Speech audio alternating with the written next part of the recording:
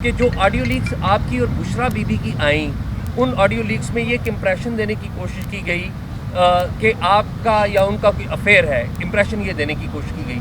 आप थोड़ा सा बताएंगे कि ये गुफ्तगू आपकी होती रही, ओरिजिनल बात क्या थी जिसको आप जो कह रहे हैं एडिट किया गया? सियासत इतनी गिरी हुई और इतनी घटिया हो चुकी है कि एक माँ और बेटे के रिश्ते को, जैसे कि आपने बोला है, उसको ट्विस्ट देना, उसको गलत तरीके से शो करना, कॉपी पेस्ट एडिट करके कॉन्वर्सेशंस करना एक खातून के ऊपर, और वो भी एक मजहबी खातून, वो भी एक ऐसी जो पर्दे में रहती है, बाहर आती नहीं है। देखें, जब मैं अपनी ज़िंदगी पॉलिटिक्स में, अगर मैंने अपनी ज़िंदगी दी हुई है तो ठीक है, मेरी ज़िंदगी का हर किस्सा पब्लिक में होता है, लेकिन जो एक बंदा पॉलिटिक्स में ना हो, ठीक है, मैं कोई ये नहीं कंपेयर कर रहा मरियम नवाज़ या ये, मैं सिर्फ ये कह रहा हूँ कि जब आप पब्लिक डोमेन में आ जाते हैं, ठीक है, आपको कई चीज़ें बर्दाश्त करनी पड़ती हैं, लेकिन जिस इंसान ने, जिस शख्स में पब्लिक फिगर ना हो या पब्लिक डोमेन में अपनी ज़िंदगी ना दी हुई हो, और फिर इतनी घिरी हुई चीज़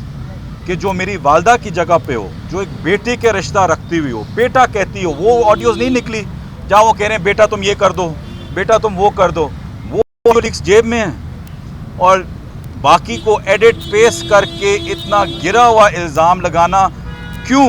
किस चीज़ पे? क्यों आपको इतना खौफ क्या है? ये क्या खौफ की चीज़ है कि आपने वहाँ तक सियासत को लेके जाना है? मैं अगर पीटीआई के अंदर से भी किसी और खातून के ऊपर हो, मैं इसकी मजम्मत करता हूँ, तो ये तो बिल्कुल ही काबिल बर्दाश्त नहीं है। लेकिन अल्लाह के फजल से मैं आपको सिर्फ ये कह दूँ कि इस वक्त सियासत पाकिस्तान में और है, इस वक्त पाकिस्तान की सियासत में सबसे बड़ी हकीकत इमरान खान है, और उसको आप निकाल नहीं सकते, उसको साइड पे नहीं कर सकते। आप उनकी पर्सनल ज़िंदगी की डॉक्टर टैम्पर्ड फेक जितनी भी पर्सनल ज़िंदगी की आप उनको ऑडियोज़ निकाल लें और चला लें, कोई फ़र्क नहीं पड़ता, किसी को कोई परवाह नहीं है। लोग सिर्फ अवाम एक चीज़ पे खड़े हुए हैं कि आप पाकिस्तान के लिए कहाँ खड़े हुए हैं, आप पाकिस्तान के साथ सिंसेयर हैं, आपने पाकिस्तान में कोई पैसे लूटे हैं, आप क्या लूट के बाहर बैठे हुए हैं, आप पाक लेन पे बैठे हुए हैं, चाहे हमारी पार्टी से हो चाहे किसी और पार्टी से हो।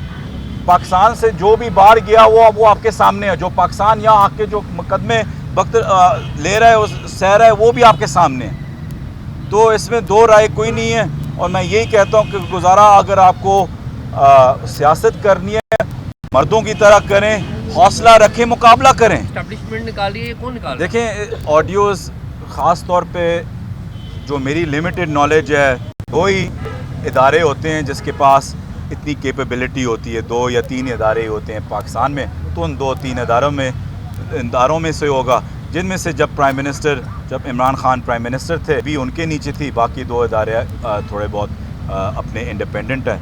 तो वो आपको बेहतर पता है कि कौन उन तीनों इदारों के अलावा, 2-3 इदारों के अलावा और किसी की काबिलियत।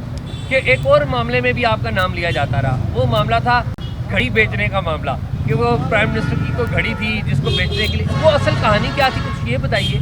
और साथ ये भी बताइए कि मलिक रियाज साहब वो फंड करते हैं, और सबको पता है कि वो फंड क्यों करते हैं, हुकूमतों को, सारी हुकूमतों को करते रहे और फ़ायदे लेते हैं। आप ऑनेस्टली समझते हैं कि मलिक रियाज साहब ने आपसे 190 मिलियन की वो जो स्टैंप लगवाई पूरी कैबिनेट से, वो फ़ायदा नहीं था मलिक रियाज का?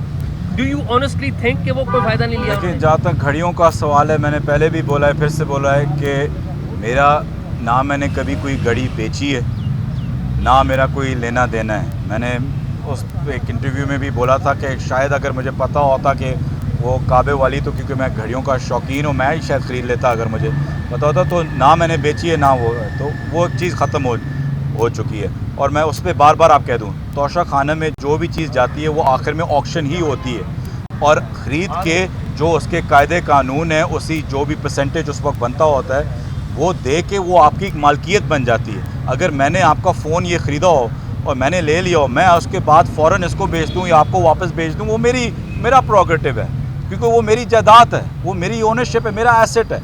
अब हम कौन होते हैं किसी को कहने वाले कि आपने अपना एसेट क्यों बेचे?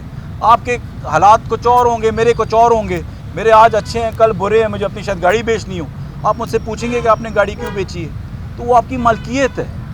तो बात इतनी सी है। जहाँ तक मैंने आपको बोला है कि हर बिजनेसमैन कोशिश करते हैं कि वो हर गवर्नमेंट से फ़ायदे अपने लें और अपने बिज़नेस को उसमें तरक्की लेके आए। ये सिर्फ पाकिस्तान में नहीं है, दुनिया के हर जगह पे है। और हर गवर्नमेंट का काम भी होता है कि ease of doing business create करना चाहिए कानून के मुताबिक।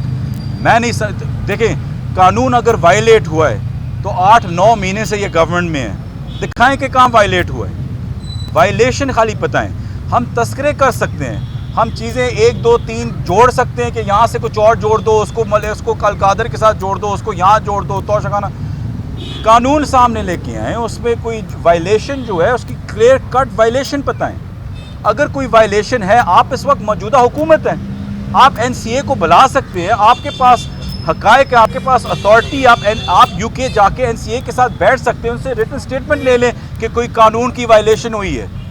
NCA है ना इस वक्त, हमसे तो बात नहीं करेगी, हम तो हुकूमत में नहीं है। नहीं, वो तो इल्जाम आप ये है ना हुकूमत कि में उधर हैं। NCA ने पैसे पाकिस्तानी सर, अकाउंट में दिए सर और फिर पाकिस्तानी अकाउंट से कैबिनेट ने उसको पाकिस्तानी ratify किया। अकाउंट में गए हैं, पाकिस्तान सुप्रीम कोर्ट पाकिस्तान के अकाउंट में गए हैं। सुप्रीम कोर्ट पाकिस्तान में, सुप्रीम कोर्ट को कोई ऑब्जेक्शन है? नहीं है। NCA को कोई ऑब्जेक्शन है? नहीं है। तो फिर से मैं कह रहा हूँ, सिंपल सी वायलेशन बताएं। मेरी टीम अभी वर्क कर रही है कि जिसने भी सबसे पहले ये लीक निकाली है, पता चल जाएगा कि वो किसका टाउट है, किसका नहीं है। लेकिन जिसने भी निकाली है, ज़ाहिर बात है लीगली केस उस पर ही बनेगा कि जिसने पहले सबसे पहले लीक की, और जिसमें लीक की गई हो उस पर केस करेंगे और उस पर प्रेशर डालेंगे कि बताए कि उसने कुछ दिया है उसको। बहुत शुक्रिया। राय कहती है कि आपका वादा माफ गवाह बनने के भी इम्कानात है, कि इसमें कोई सलाकत है? हाँ, आप सही कह रहे हैं, इसलिए मैं पाकिस्तान में रहा हूँ कि मैं ये करूँ। चलो।